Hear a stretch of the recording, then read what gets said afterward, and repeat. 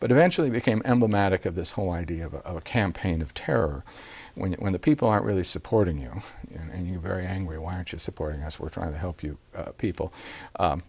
And you want people to come to your side and acquiesce and dig diamonds for you and become your camp followers, carry your arms and your material, become your bushwife, etc. That if you go out and intimidate people and do horrendous things, and when people see hands lopped off, and when they see bodies decapitated or intestines used to string across the road as roadblocks, people are their immediate attitude, obviously, if they can't run, is to submit and say, what do you want? I'll dig diamonds for you. I'll do what you want. I'll follow you. I'll do anything. And then you have children taken away and drugged and made into soldiers. And one of the tragedies, as you say, is the use of these children, who then sometimes forced to commit acts against their own families and communities, really are sort of torn away from the sort of nurturing culture into a destructive one, and because they haven't had the moral development of an older person, they're willing to do things that older people couldn't do. As a matter of fact, there was one young man that we had dealings with who was known as Dr. Chop Chop, who at 12 years old became proficient at chopping off the hands of adults. Now, at the end of the day, what do you say about someone like that? Is he responsible? No, he's not. Now, many people will view him as responsible, but he was basically forced into it. And of course, our response is we need to prosecute those that are responsible for it. And we were the first court in the world to do that, to say that essentially, as a matter of customary international law, it had become clear that using children under 15 was a crime. Our statute had recognized that, but it was necessary for us nonetheless to show that under international law this had been uniformly recognized that this was something you just should not do. And based on that, we were able to prosecute and obtain the first convictions in world history on it. Our colleagues at the ICC are now proceeding with a case, the Lubanga case and other cases, which will also seek, based upon the ICC statute, to criminalize this and to send a very clear signal that this is not simply a crime of, well, somebody driving or drinking underage or something like that. This is a crime in which children's whole lives are stolen from them, and in which they're enormously exploited, in which they're going to face a very, very difficult life in the future. But it's also a particularly horrible means to an end which includes the terrorization of whole communities by these children that are basically coerced and doped into this kind of conduct. Mm-hmm. And I'm sure you heard hundreds or thousands of stories like this, very, very moving stories, and they will stay with you forever, undoubtedly. And of course, one of the most famous child soldiers is Ismail Bea, who wrote the book, a very famous book, A Long Way Home, which is on the New York Times bestseller list. And of course, he is one of the spokespersons for the United Nations and working towards basically rebuilding, helping to rebuild and help children around the world to not get into this situation.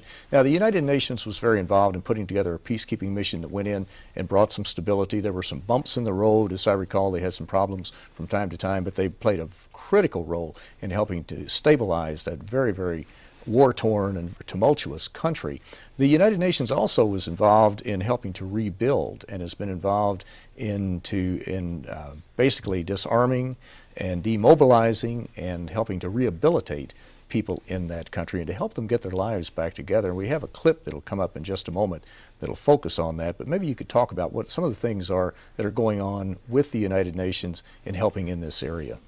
Well, if you read Ismail Bea's book, he does describe the challenging work of demobilizing a child soldier, of getting them to give up their arms, getting them to essentially be human again. And as he well describes, the person doesn't snap out of this in a minute. And having been powerful, having been out there committing horrible bestial acts, having been raping sometimes members of their own family or girls, and doing these kinds of things, how after that do you bring out the humanity again and get people into school and get them sort of reintegrated in society?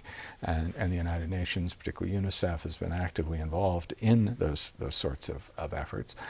But it remains challenging in many of these war zones, because obviously you've got societies that were already suffering underdevelopment in the wake of war. There are problems with their whole infrastructure, with electrical power, with the kind of things that you need to build a lot of industry and have jobs. And so a lot of these young people end up back out on the street underemployed. So the challenge is not just demobilizing and rehabilitating, but also helping make these people more productive members of society. But if you don't do it, obviously you run the risk that the same people might be recruited again.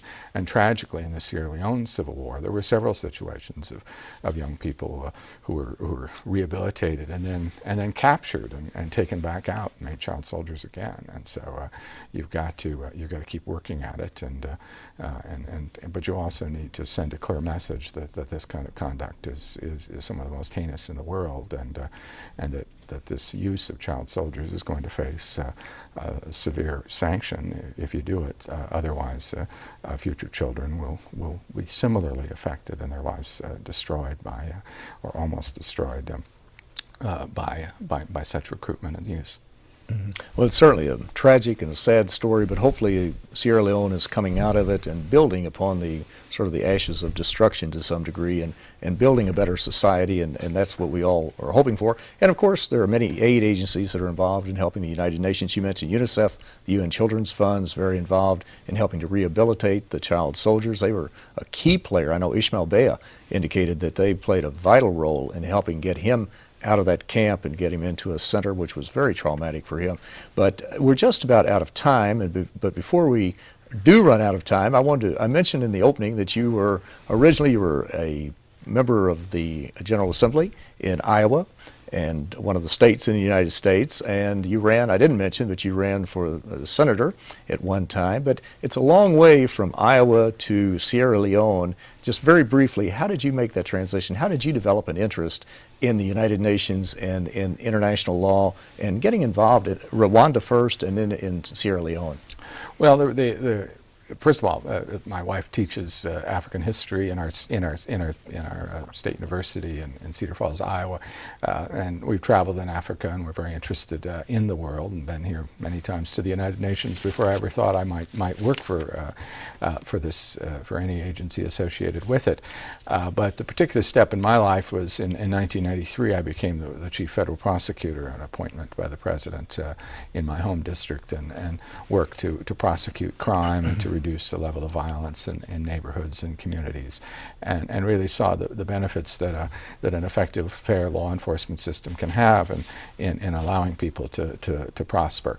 And we wanted to do the same kind of thing at the international level, and that's why Prosecutor Steve Rapp, thank you for a very interesting and a very informative program. Okay. I'm Bill Miller. Thank you for joining us on today's Global Connections program.